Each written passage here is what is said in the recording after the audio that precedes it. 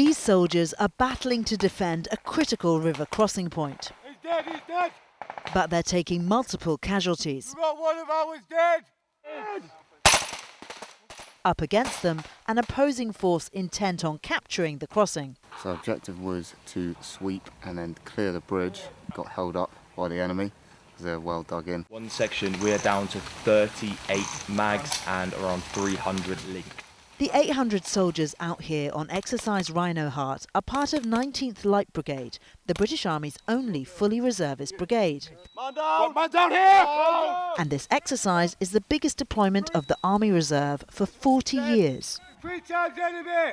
Running left to right towards our gun. We have the enemy forces which are looking to penetrate us from the eastern flank and to try and seize and hold ground. We are therefore defending that, and we find ourselves in a pretty realistic construct. Like most regular army exercises, the scenario and the tactics are heavily influenced by the war in Ukraine. Anytime there's a drone up in the air, you have to cover up, get under trees just to get the cover. So it completely slows us down. And it's reflecting real world. Drones have clearly been with the UK and with society for 10, 15 years, but this is the first time the reservists have seen drones properly integrated at scale into training. See it? Shoot it. So that means that all of a sudden they started to think up. They might have even been used to looking for a helicopter or a plane. However, drones are a lot smaller and a lot more sort of omnipresent when they are around. Ridge line! 100 metres! Grimmy, yeah. Pass it on, keep eyes on the gully. In addition to the danger in the sky, the soldiers believe their communications have been hacked and their personal radios or PRR are out of action, so they must rely on shouting commands and instructions. The platoon sergeant identified names on the PRR that he did not recognise within his platoon or any of the company. So he took it on board there that the PRR call set of the PRR channel that he was using was compromised. At this point he stopped all his call signs using the PRR, not to give any information away to the enemy. With regular army numbers remaining low, as the threat level continues to climb, reservists are becoming increasingly important to military planners. It's notable the interest in the reserves. So I've had over 10 years in the Army Reserve now, and I don't think there's been a time where we've been that much in focus, and also that much in focus in terms of how can we invest, how can we grow, how can we improve. 19th Brigade attracts ex-regulars and civilians from all walks of life. I'm a trooper in the Scottish and North Irish Yeomanry. I'm here on this exercise as a gunner on the Jackal, and in the real world I'm a pilot for EasyJet.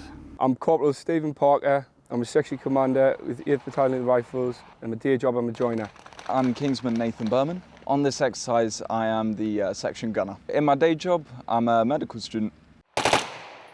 Such diverse backgrounds bring a wide range of skills and experience to the brigade. And one of the final tests of their abilities is an assault on a small town.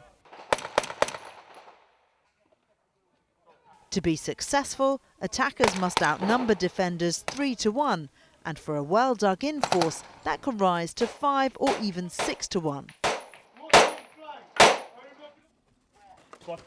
Ready? Fighting building to building, room by room, is one of the most complex things that these soldiers can do. Cover the long.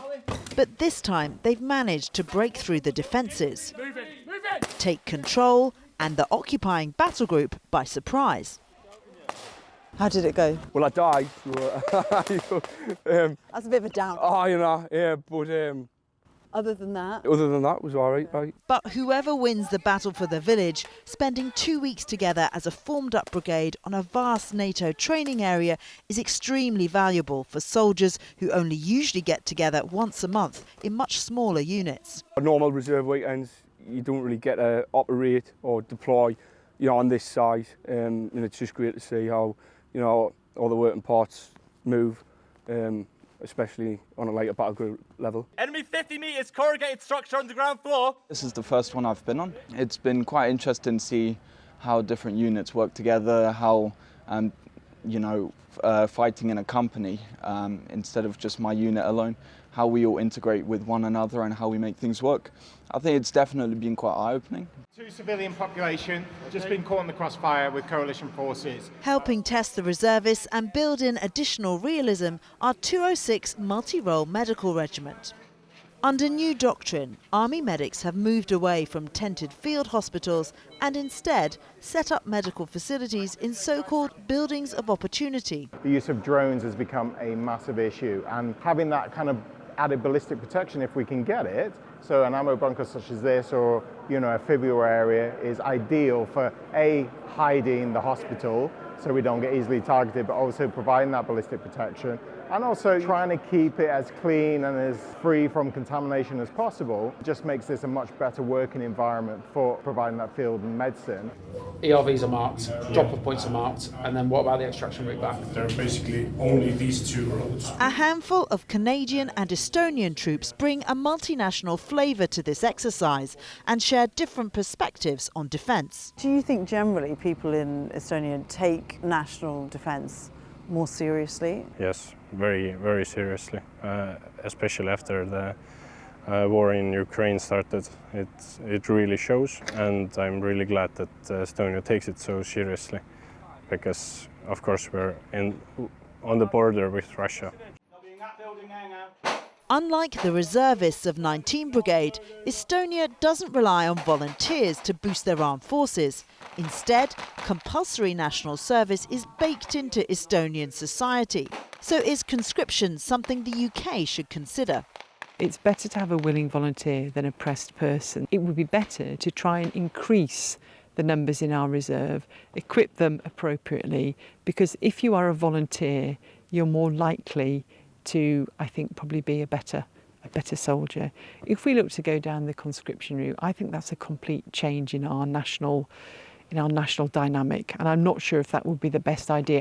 For Brigadier Lisa Brooks, the recent spike in Russian aggression against NATO nations is a sharp reminder of why Britain needs the reserve. And that has been a wake-up call, so I think we need to be ready.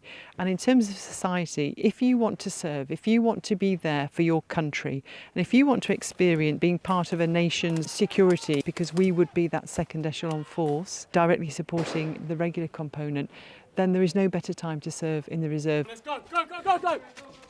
It will challenge you, it will reward you, and it will give you a sense of, I think, a sense of duty and a sense of service that you cannot find anywhere else. Rosie Leyden, BFBS Forces News, Senalaga. Thanks for watching. For more from BFBS Forces News, like and subscribe to our channel.